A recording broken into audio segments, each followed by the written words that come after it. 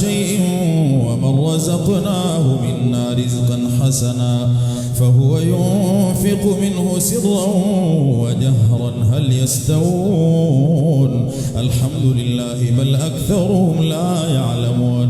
وضرب الله مثلا رجلين أحدهما أبكم لا يقدر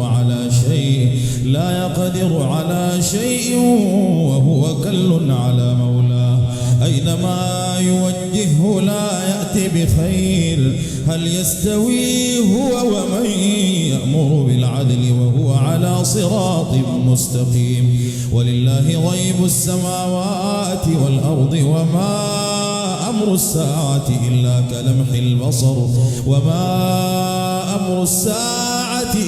كلمح البصر أو هو أقرب إن الله على كل شيء قدير.